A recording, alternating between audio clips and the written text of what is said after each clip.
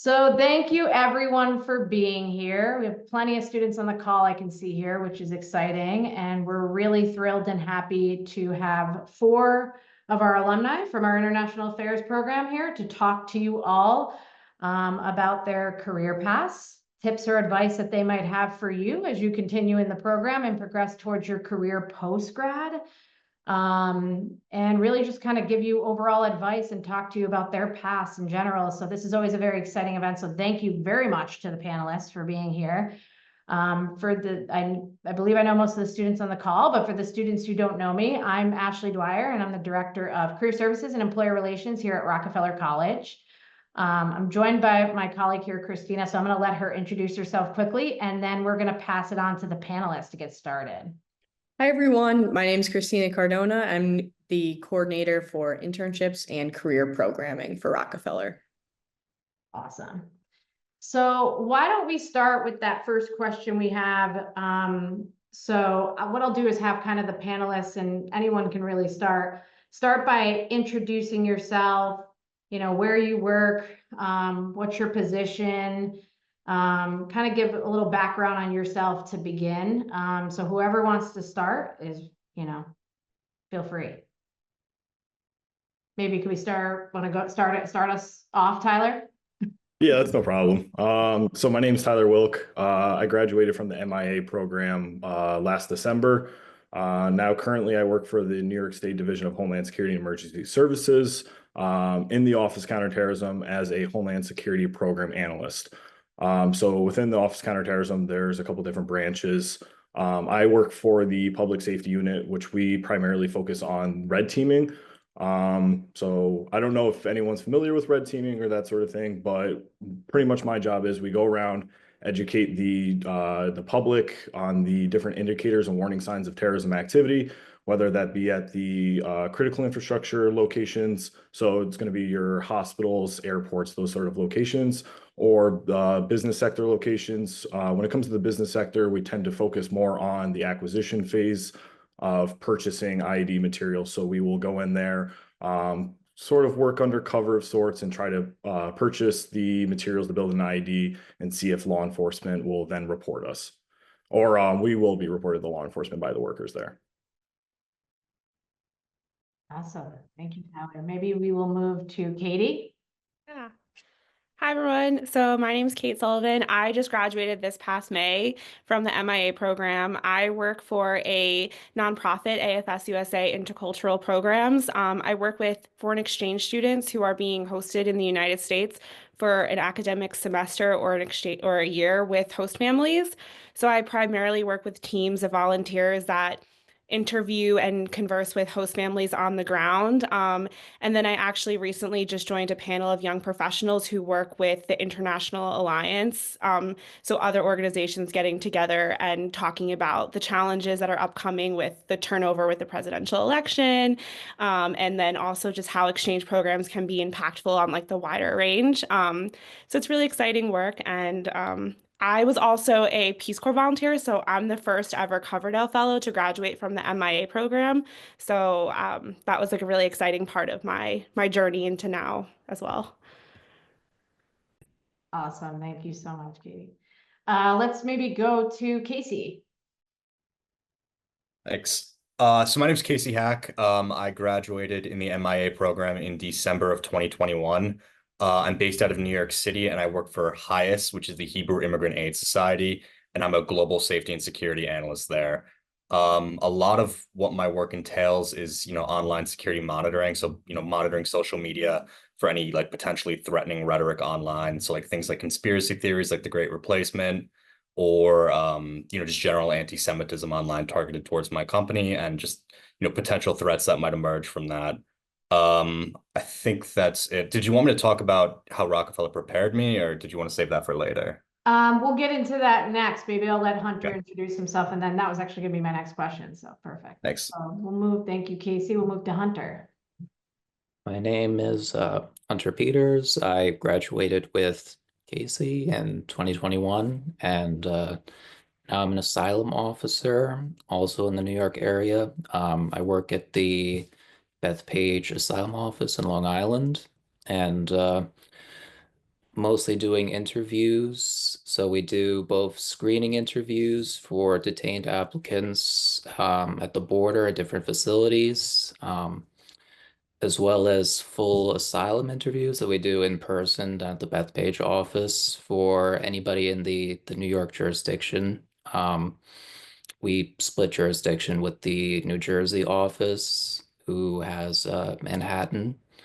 So we do the interviews, we have to write up the decisions, security checks, pretty much responsible for the entire process. Awesome, thank you. So let's getting into our next question. And before I do that, I'll just mention to the students on the call, there's going to be plenty of time for questions. So get your questions ready. We'll do a few more questions here and we will leave at least the latter half for you all to be able to ask questions. So get them ready. And when we get there, you'll be more than welcome to ask them directly yourself, or you can also put them in the chat. Let's kick this off with similar to what you were saying, Casey. How do you guys feel that Rockefeller and the program, the MIA program, helped you prepare for your career post-grad? And what skills or knowledge or experiences did you gain throughout the program that helped you along the way? Whoever wants to start is ready, feel free. I could start that one. So I think what really helped was I was on the global and Homeland Security track with Rockefeller, and that kind of fits directly with my role now as a global safety and security analyst. I would say the most important skill that I took away from that was report writing, specifically for like intelligence reporting. So I took classes like intelligence analysis with Jim Steiner, Homeland Security intelligence with him as well. Cybersecurity was also another one that's, even if that's not your track, I would definitely recommend taking that because it's just something, a lot of companies hire for, specifically in the New York City area. And then another one I took was global security with Professor Clary. But I would say report writing is definitely the biggest aspect of my job that carried over from Rockefeller. Awesome. I guess kind of just to piggyback off Casey, the same thing, being a Homeland Security focused job that I have now, all of the global security intel analyst, or intelligence analysis classes, all of that sort of stuff, the report writing, and then specifically for my job after we're done conducting all of these tests, we have to prepare all the numbers that we have. So definitely the statistics courses, both the quantitative approaches, as well as the part 2 to that, or maybe that is the part 2, can't remember. But both the statistics classes definitely help me with Stata as well as Excel, because we use both of those at work.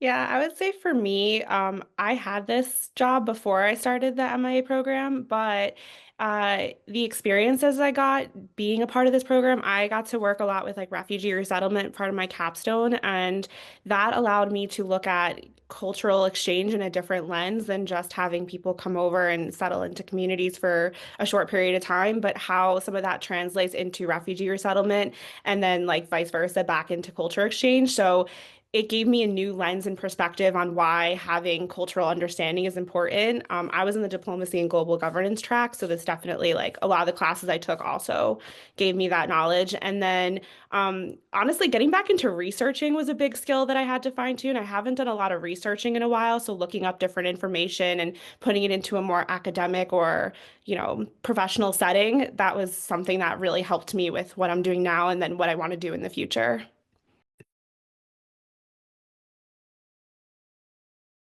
For me, it's been very similar. I have to do a lot of research, although I have much less time to do it than compared to being in the MIA program. So it's useful to have the background in knowing different country conditions, so I can minimize the amount of time that I really need to spend doing research. Cybersecurity is important for, I think, any sort of organization that you're going to be in. But of course, you have to take all of this cybersecurity training each year anyway. But it's good to have the background. It's a good class to take.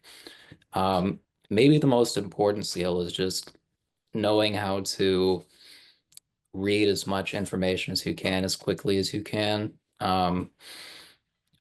being able to prepare a case and look through evidence, and sometimes you only have 15 minutes to go through everything, and just knowing how to skim, important skills that I'm glad that I had coming in. Absolutely. So getting into the next question, what would you say some of the benefits and challenges are within your current position? Whoever wants to jump in first, feel free. I can go. I would say that for me, one thing that I find beneficial is that because I work with so many different cultures from around the world and learning about, obviously there's a lot going on in international relations with conflict and war and stuff. And so getting that understanding of cultures from around the world has been really insightful for me to be able to analyze situations beyond a news headline. And I know that a lot of classes help to discuss that and to get into like, disinformation, false information, but in like where I work, like I'll hear a lot of misinformation even from the people I work with on the ground, or like conceptions. And so being able to step in and help to like mitigate and change some of those minds and perspectives on stereotypes or false information has been really beneficial. But also it is a huge challenge as well because it's very easy to consume media these days, way more than it has ever been. And so that's a challenge, is like kind of getting through like the social media aspect and what people are reading online. And then, obviously with it being an election year, there's a lot of concerns. And I work with volunteer, our families are volunteers, so nobody gets paid. And so that's obviously a big challenge we have to navigate given the concerns around the economy. And this is just, some of it's just even normal with any transition for presidents or politics. So just going to be going into a year of navigating those challenges that come out from it.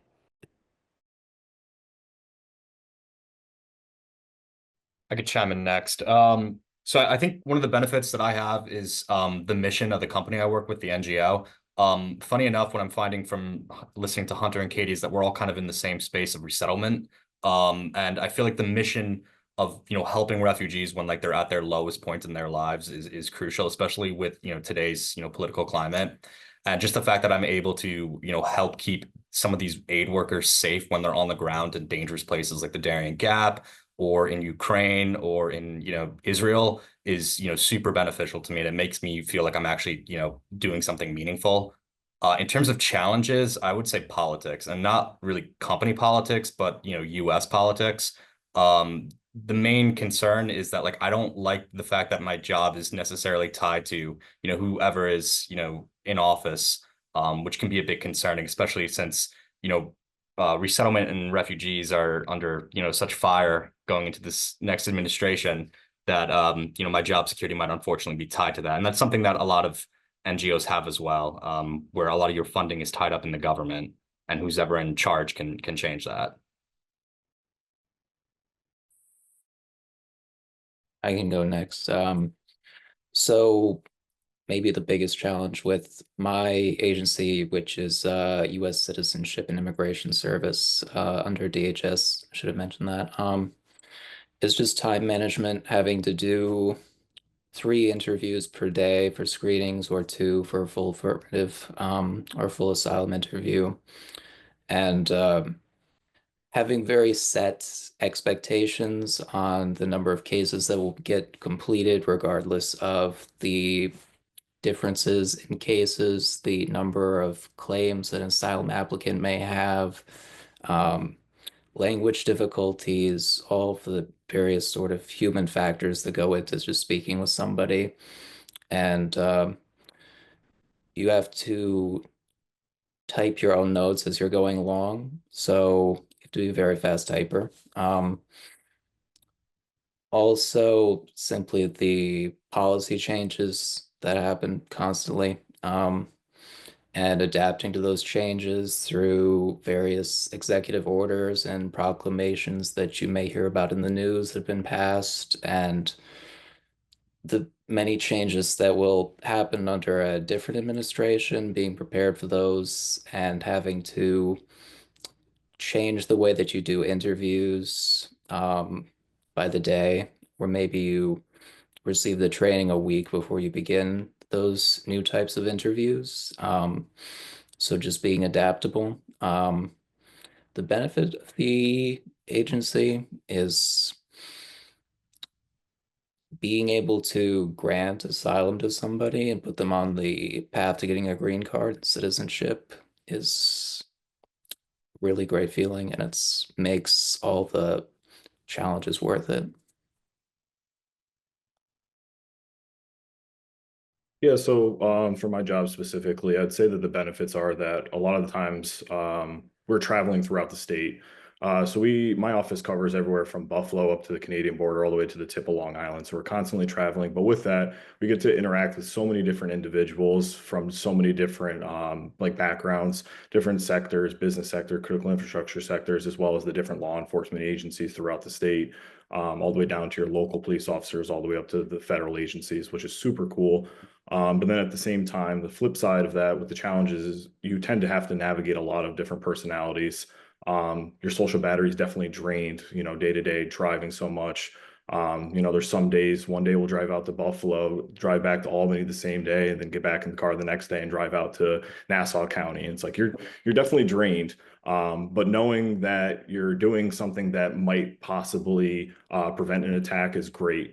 We do have plenty of success stories. I believe 160 since 2016, real life success stories that we've visited, like a Walmart or something like that. And we had tested them. They might have, they might not have reported us initially, but when someone comes in and they try to buy those materials, they do report them. And that's beneficial for us. And it makes us feel good, like we're actually doing something to help. So, yeah. Thank you so much. So I have a few more questions, but I want to make sure we have enough time for the students. So I want to open it up to the students as, I know they have come prepared with some questions. So students, feel free to chime in at this point if you have any questions. You can either just unmute or you can put in the chat or raise your hand. I have a few more questions, but I want to make sure the students have time to ask theirs.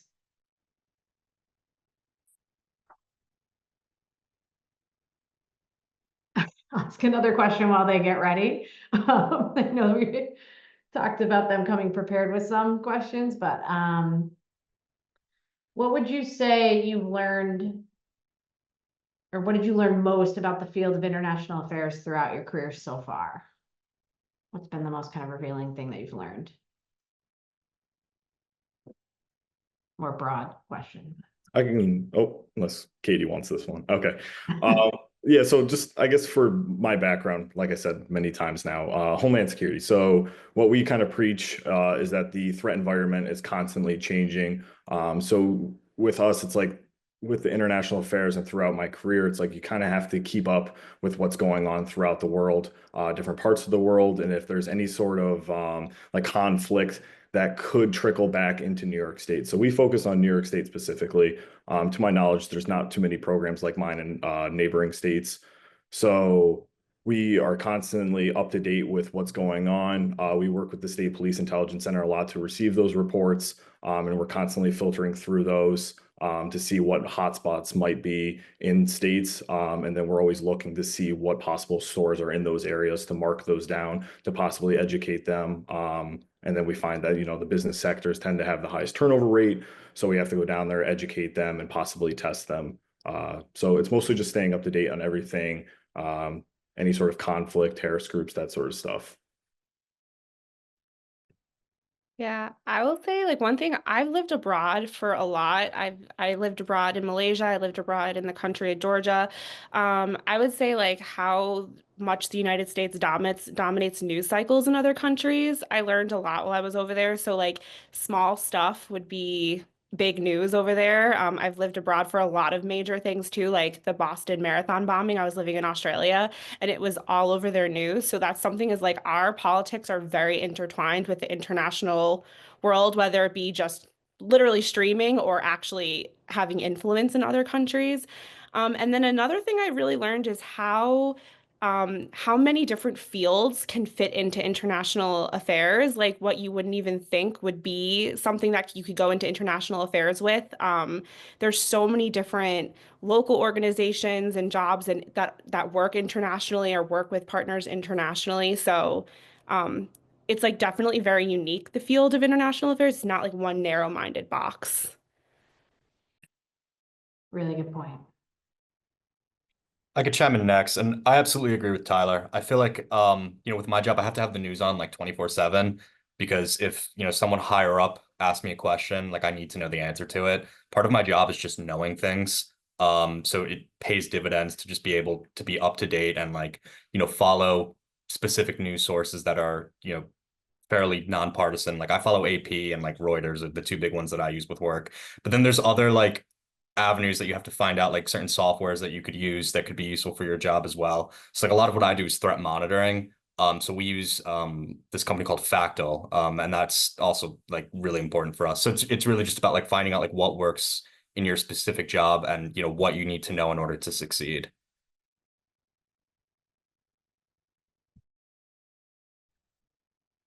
With my job, many of the people who I interview may have applied for asylum years ago and are only being interviewed now. And so I don't pay as much attention to constant updates of country conditions. I'm more interested in what's happening at the time that they claimed harm. If there's been a change in government, that's something that I do pay attention to, but it's just impossible to get detailed country condition reports on the specific parts of the country where they're from. There's not enough time in uh, our daily tasks or our job to look at those. So we're looking at information that you can apply to as many applicants as you can, that you can continue to use these reports for multiple interviews. And maybe the thing that I've learned the most are I interview a lot of Chinese applicants, and so I you have to sort of memorize details of things like China's family planning policy to see if their testimony is consistent with what we know about what was happening. So I know a lot of those details, and that may be what I've learned the most is just multiple accounts of what people have gone through and the country condition reports for China and also uh, Christian claims for China, experience of house churches, things like that. Awesome, thank you guys. We'll go to a student question because they're filling up the chat now. So we'll start with Jordan. Jordan asked, what networking strategies or specific opportunities during your time in the MIA program were most instrumental in helping you secure your current positions? It's a great question. Thanks, Jordan. Anyone want to start? So so it's networking strategies. Yeah. Believe it or not, I had someone that was in the program. They actually blew up my LinkedIn, asking me how they could get a job in my agency. They had asked me multiple times. Luckily with state service, it's fairly easy. I kind of directed them towards the state jobs website. There's all the postings there. So if there's a job to be had, it's going to be on there for something like we do. When it gets to be more office counterterrorism specific, they tend to look for more experience, so it's a little bit more difficult, but it does not hurt to reach out to individuals that had gone through UAlbany, had gone through the program, whether that be MIA program or whether that be, I know a lot of my coworkers have a Homeland Security degree from UAlbany as well. Reach out to them through LinkedIn. A lot of us are very helpful, that sort of thing. And then there's also, they look for individuals that have had the Homeland Security internship through my agency as well. That's also an easy way to build connections, even if it's not a placement right where you want to be. So we have many different offices within our agency. I started out as a grants and finance intern when I was an undergrad, and now I work in counterterrorism. So it's completely different, but I've made a lot of connections while I was there for that year, that still help me today. So I would definitely take a look at those sort of things and bother people on LinkedIn. We really don't mind. I just have to plug real quick. We're actually hosting Division of Homeland Security Emergency Services on Monday for an info session on summer internships. So this couldn't be more timely. Anyone else want to chime in regarding networking strategies or opportunities that you had while in the program that helped you? I would say like I didn't because I had this job before, it didn't help me get my job, but one thing I definitely did do was really try to connect with other students in the program. I was a part of the SIA organization, and so I got to know people in the program that way, and I still keep in touch with some of them and we'll get together, but definitely like don't feel shame in reaching out to anyone who's ever been in the program. Like I interviewed alumni for SIA and it was a lot of fun just to like learn about the different fields people went into and how willing people were to talk. So like definitely network in any way you can online and through LinkedIn. I recommend it based on what Casey said too, Tyler. Yeah, I didn't network necessarily, but Rockefeller's, I think, listserv emails when I found the asylum officer position and applied to it, so that's helpful. And after I was accepted, then UAlbany's alumni services helped me out in connecting me to a immigration service officer who applied from UAlbany rather than just Rockefeller, and he basically just helped me in finding an apartment in Long Island and telling me about his job, which is pretty different, but it's helpful contact to have. So that's something you can consider as well. Resources that helped me. My last semester, I volunteered for a English as a second language program that UAlbany was partnering with Chengdu University in China. And I don't speak any Mandarin, but they were desperate for volunteers. So I was just sort of a conversation partner for like 3 or 4 different groups of students. And so I imagine that had to have looked good on the resume. Um, I'm not, I was not interviewing them at all, but just having that experience of working with groups helps. And generally for my job, I think that any sort of interview experience or interview adjacents on your resume and your letter, if you could highlight that, that will help. That's a good point. Volunteer opportunities are great avenue for that. I'll be quick on this. Hunter and I didn't really get the chance to network that much because COVID was really popping off when we were there and we were fully remote. I would say LinkedIn though is your best friend. That's how I got my job. So I would say, work with the Office of Career Development and Ashley and her team and just have them look at your LinkedIn page. Make sure it's like up to date and that you have everything on there that you need and want. Yeah, we do LinkedIn appointments, so you guys can schedule those. Maybe I personally have. I muted myself. So we'll go to the next student question here. It's from Sandra. She says, I want to ask Casey about his job. He mentioned he worked at a Hebrew company. I think, did that require any specific religious background, or is anyone welcome to work there? It's a good question. Yeah, a little bit of background on my company. So it's called HIAS. It was founded in like the 1800s to help Jews flee the pogroms in Russia. And then they were pretty crucial with like helping people flee the Holocaust as well. They started off as like primarily only Jewish people worked there, but they transitioned, so now anyone can work there and they help anyone really. I'm not myself Jewish. I'm not really religious at all. And they hired me. So I think you would have a pretty decent shot. And we have a follow-up from Sandra, so we'll go to that. And then I do see that, Suchin, you have a question in here too, so we'll get to you as well. But as a follow-up from Sandra, she said, Katie mentioned that she took the diplomacy and global governance concentration. Seems that she's working in a similar sector as Casey and Tyler, who both took the Homeland Security concentration. I wanted to ask if there was any specific classes that she took that opened up the opportunity to work in that sector that she's working, even considering that she took the diplomacy concentration. It's a long. I mean, I definitely did take a lot of like policy class, like foreign policy, security related classes. I also took a lot of health classes, so like global health concentration and stuff like that. I do really think that there is a lot of crossover in all these fields. And as I mentioned earlier, like even when you think something might take you down one track, there's so many opportunities to like go into more than one area. I focus more on the governance and diplomacy side in my career, but like when I did do the refugee resettlement projects for Rockefeller while I was there, it was interesting to kind of hear from both facets. So there was a lot of crossover during my program, and I really took advantage of taking classes that really interest me, that I thought might be beneficial later too. Yeah, absolutely. Okay, so Sue Chin, I can read this out, Sue Chin, or you're welcome to chime in and unmute if you prefer. No pressure.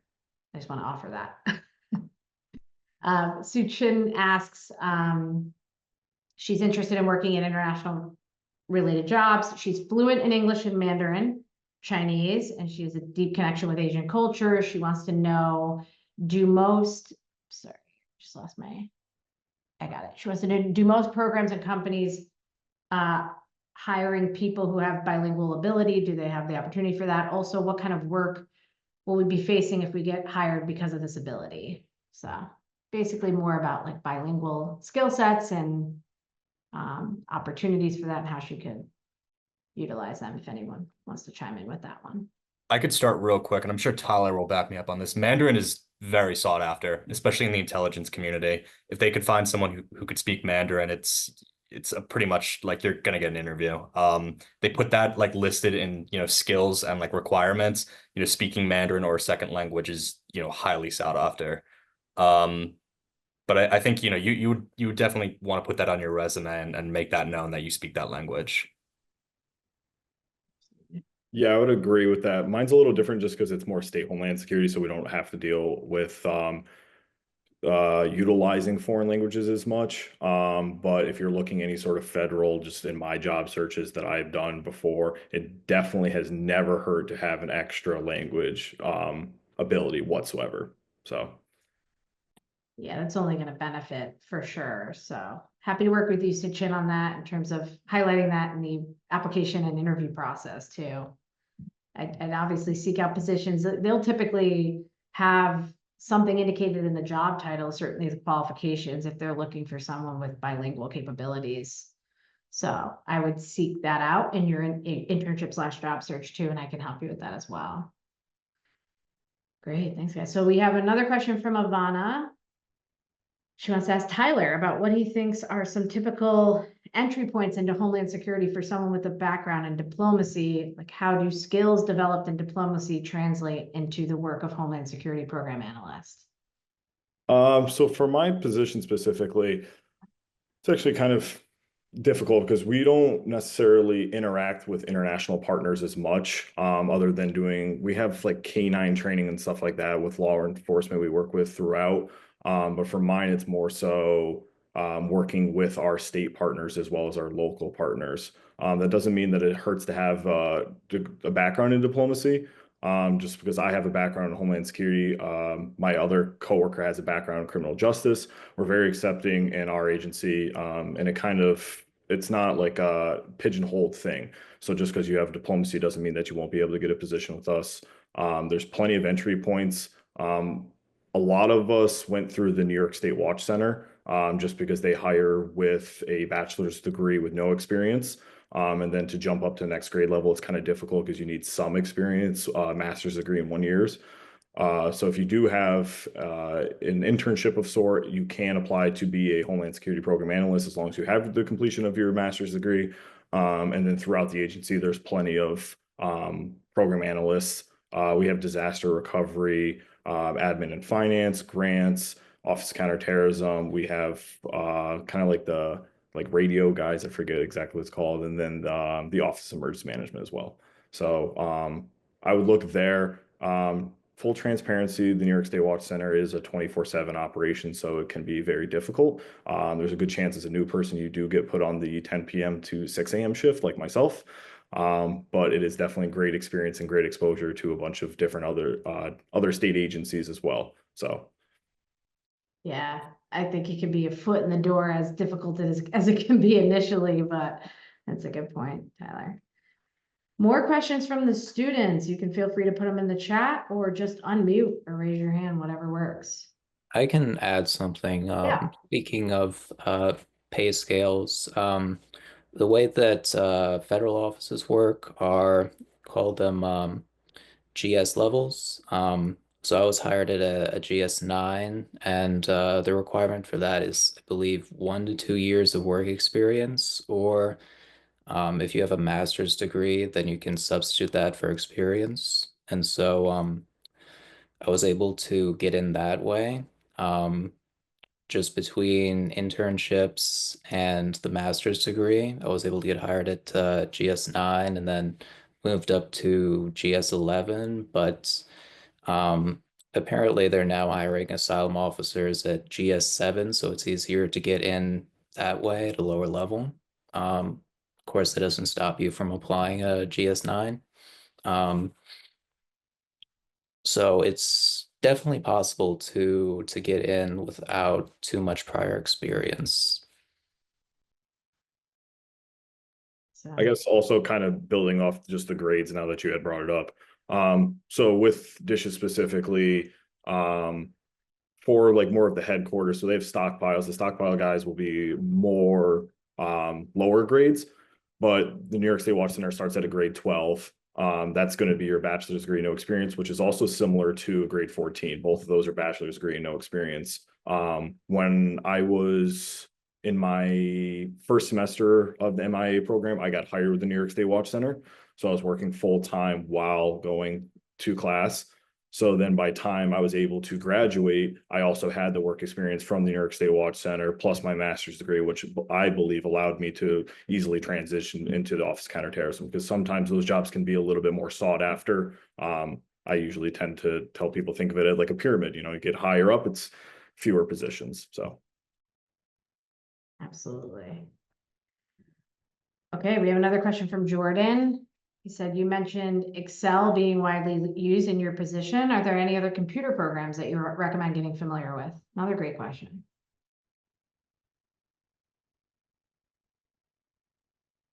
Yeah, I think Power BI and Tableau are really good just for data visualization. I use that a lot in my job. yeah.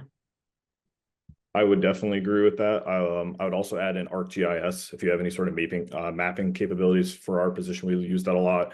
And a lot of our data, we also use Microsoft Access as well as Tableau and Power BI.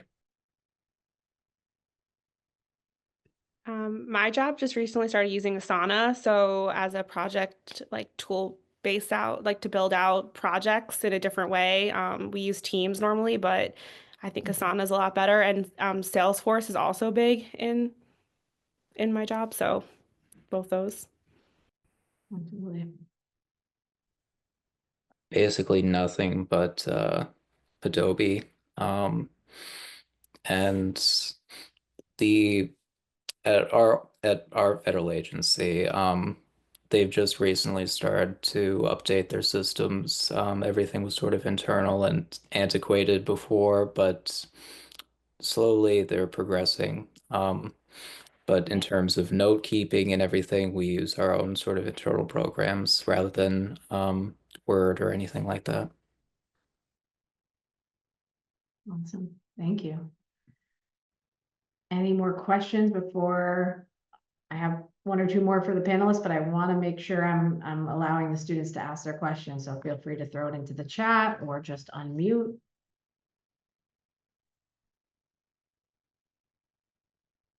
I'll go ahead and ask a question while you guys think about some more you might want to ask the panelists.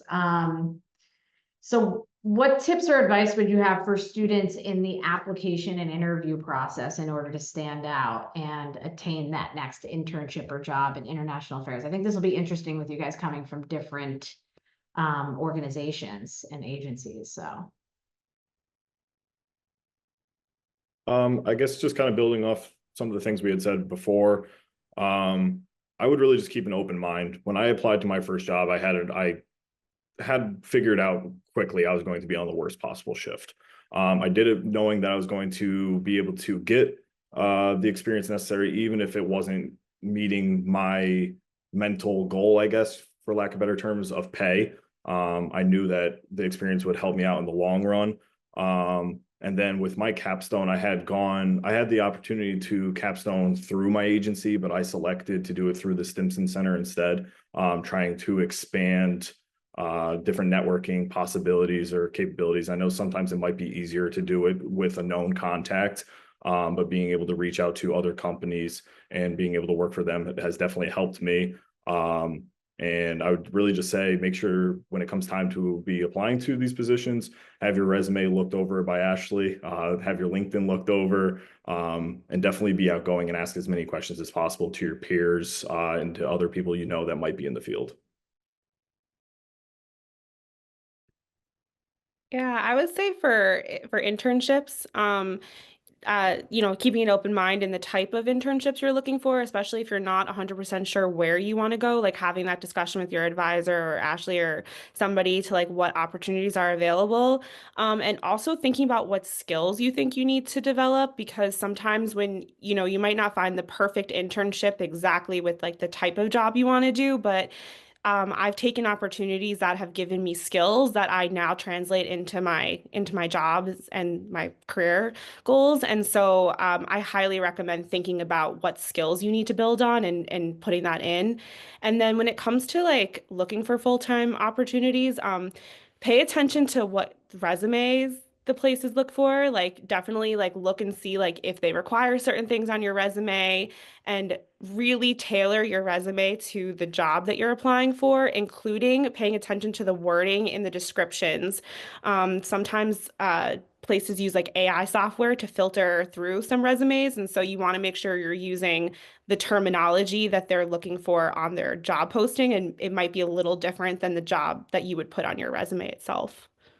That's a good point. Those are called applicant tracking systems, ATS, and they are different softwares that do identify qualifying words within the qualifications. That's a really good point, especially depending on the size of the agency or organization. They will very much utilize that technical resource. So thanks, Katie.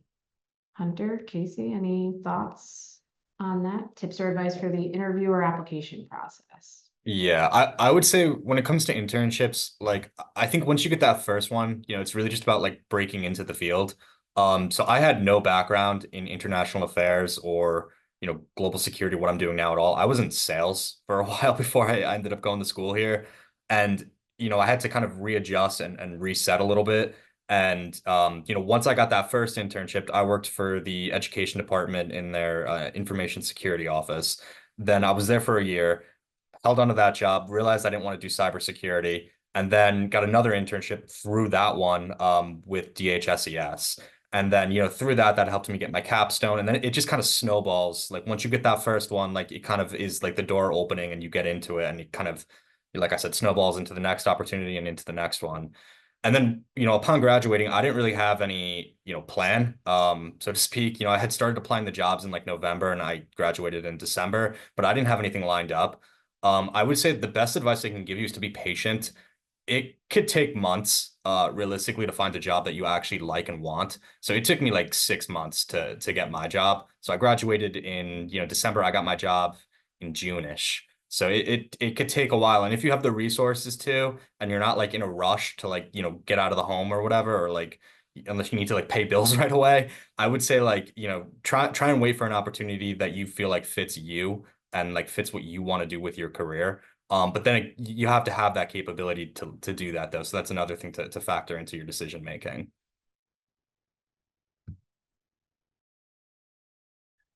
Yeah, so I was doing internships probably around the same time as Casey during COVID, and for me, it was a different experience. It was sort of like I would get an internship and it was more like a door closing rather than opening.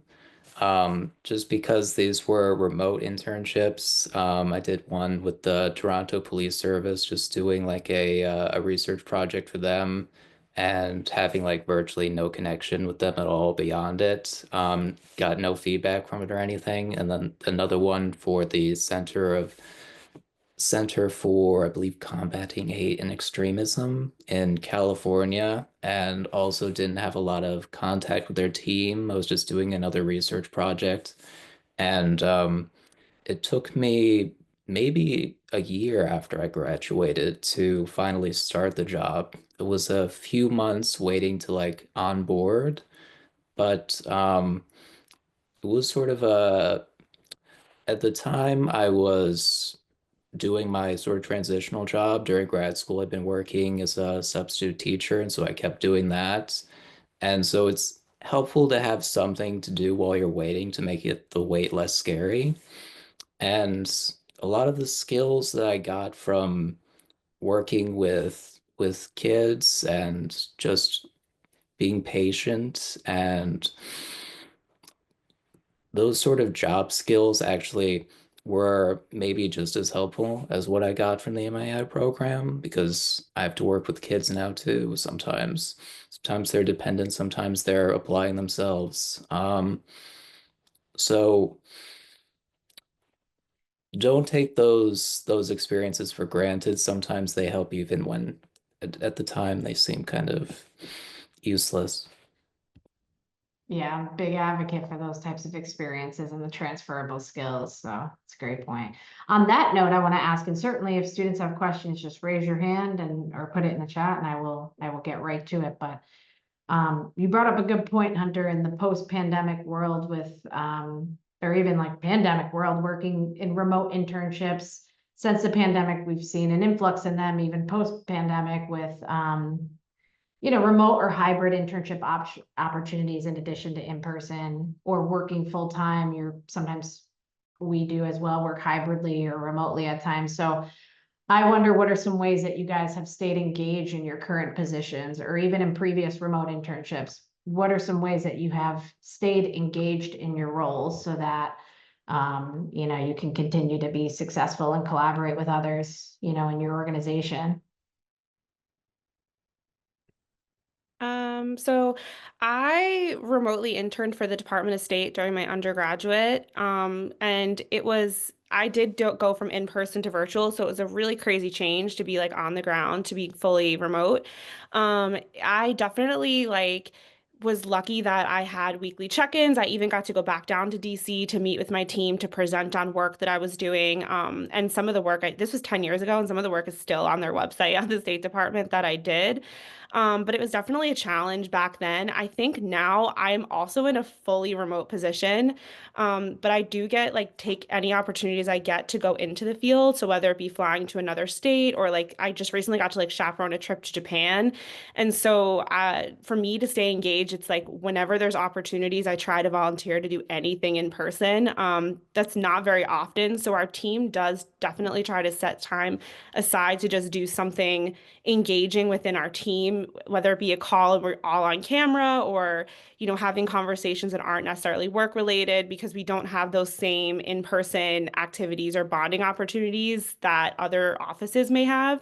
It can definitely be challenging at times, but it's also very nice to be able to work with people from all over the US and share different experiences. It's snowing in some of my coworkers state right now, and so they're all sending photos of snow and stuff, and I'm just it's raining here. So it's kind of exciting in that way, but I think it's a challenge. I miss the in-person work, but I also am grateful for the opportunities and the flexible schedule that I get to have. So there's definitely a lot of pros and cons in that.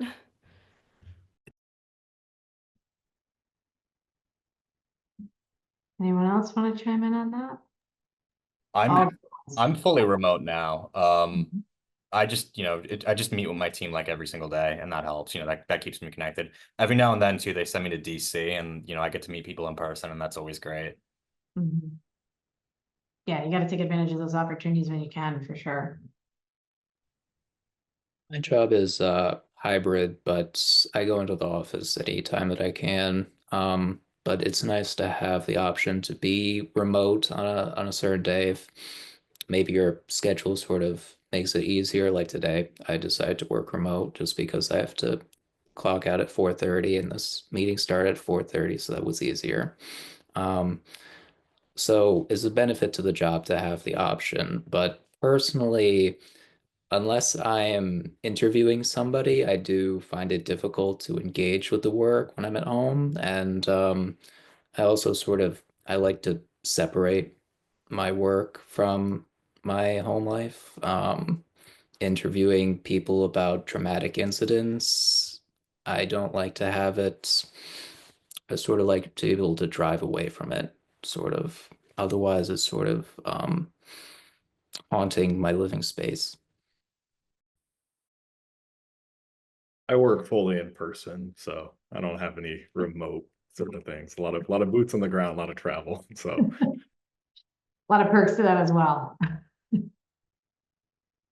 Thank you, guys. So as we're closing out the session, before we close out, we have a few minutes left. I just want to ask the students if there's any final questions. I know our students were asked to come prepared with some, so are there any final questions here before we wrap up the session?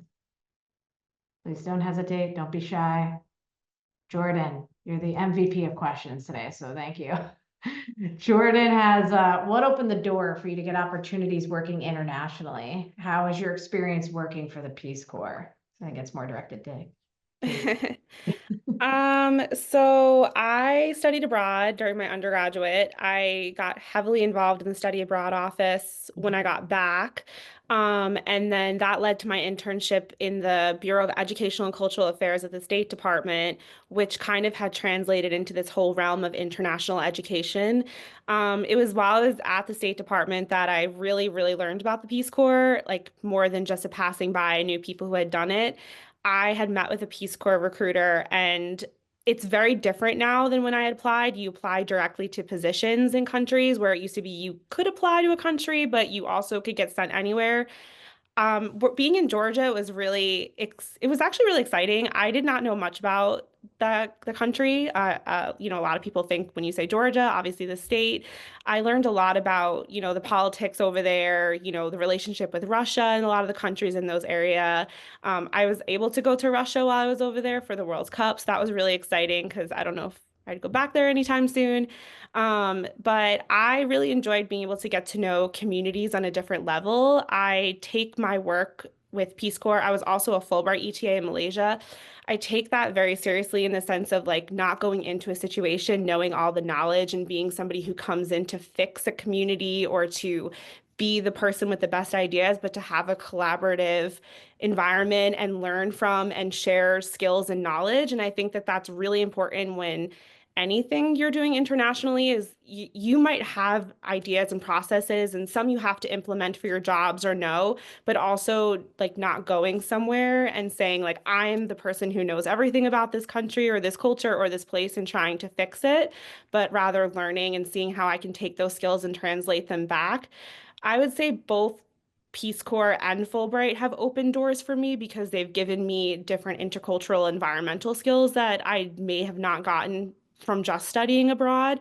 But I think my internship was probably the defining thing that got me to work internationally because it gave me knowledge of working in an intercultural setting, but not necessarily being international and just looking for those opportunities to live and work abroad. Absolutely. Maybe a few more questions that are coming in and then we will wrap up in a few. So Sandra, it's a great question. So she said, based on what you said about working remotely, would you advise that a student take a remote internship or would it be better to be in person?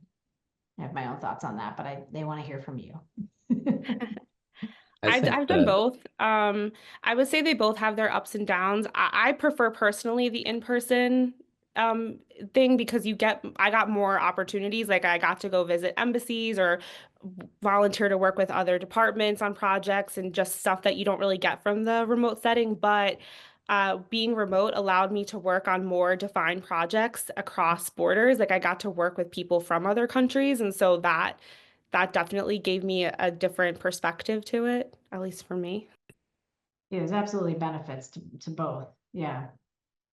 So there's in our office, I've noticed that we've hired at least one student trainee, and I'm not exactly sure how to apply for it because I've never seen this position open up on usajobs.gov. So maybe you'd have to apply to the Bethpage office directly, maybe through their email. But we had a trainee coming into the office every day, and working with our support staff and processing different forms. So not directly working with asylum applicants, but just seeing how the office works. And it seemed like really valuable experience to me, something good to have on his resume. And I think that you just learn a lot more that way as opposed to doing it from a home. The work that he was doing, I've had to do a little bit of it. I've had some interaction, and it's difficult to figure out without having somebody in the office next to you who can help you. I might be the outlier here. I'm fully remote. I love it. I think it varies person to person. I like having that hard line between work and my life. I like, being able to just close my laptop at 5 and already be home and, be able to like take the time and, get groceries or like, do something around the house rather than, have to commute home an hour and a half or something like that. When it comes to like internships, I would say you can go either way, in all honesty. I did in person and I did remote. I preferred remote because, like I said, you can close the laptop and you're done. And, if you want to take that time, you could use it to, maybe do a paper for school or do some of your readings or something like that. So, like I said, it's person to person. You might really enjoy going into the office. You might love the experience. I'm not like that. I just want to be, have that division in my life, but not everyone's like me.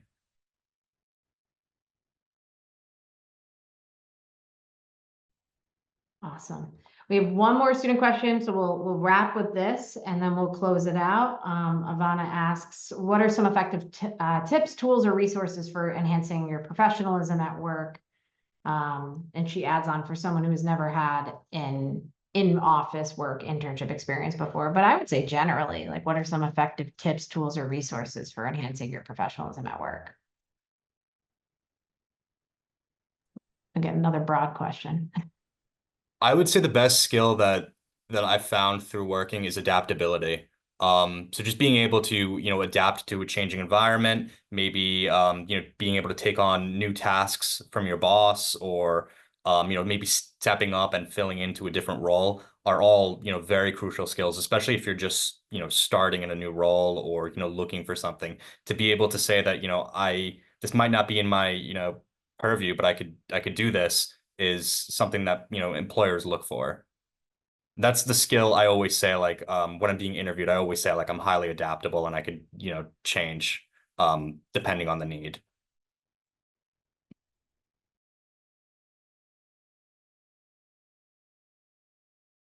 Anyone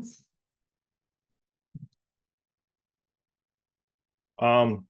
I guess a tool or I guess more like a skill, just being organized. At my job specifically, it's like we get hammered with projects all the time, and they can come from any one direction. You could be working on one and then receive another at the same time. So just being able to have all of your information organized, just in case your boss comes by and asks and has a specific ask about a project you might have forgotten about, at least you know exactly where to find it, and kind of just staying up to date on that. I guess for me personally, I kind of always treated work like school. It's like when I went there, it was like I kind of just sat there, listened, and I listened a lot more than I talked, and kind of absorbed the knowledge from my coworkers that maybe had been there longer than I had been. So yeah, I guess maintaining that professionalism. And I guess maybe like a tip, if you never know what to wear, it's always nicer to overdress. It's a good point. Any final thoughts before we close out? Yeah, Hunter. I agree with overdressing. I feel like professionalism is sort of a mindset. Just dressing that way gets you into that mindset. And calling up like an attorney about a case seems very intimidating at first, but you just don't pretend to know something that you don't. Just sort of understand what you're calling for. And if you believe that you know what you're talking about, other people will believe it too. That's true. I was gonna say, like, don't be afraid to ask questions, especially when you're starting off somewhere new. There's a difference between asking a question of something you could have easily Googled, like how to fill out a certain thing in an Excel spreadsheet, but like there are very different processes at different places of how to do things. Like I work with a really complex database that nobody else works with. And so, you know, it's really important that you know how to use it. And so it's better to ask questions or ask someone to show you how to do something again than to carry on and, you know, potentially make mistakes. And then also like, yeah, just like being flexible too in the position and understanding that things might change on a drop. So kind of with the adaptability part as well. Absolutely. Well, this is perfect timing. We'll go ahead and start to wrap up. I want to say thank you so much to the panelists for being here. This was super informative. Hopefully it was very helpful for the students as well, as I'm sure it was. You know, this is a networking opportunity as well, students. So stay connected with the panelists here if you have any questions. But thank you so much, you guys, for being here. We really appreciate it. Thank you to the students for being here. Thank you for your questions. I see some thank yous coming in through the chat. So with that, I'm going to stop the recording and close it out and say thanks again.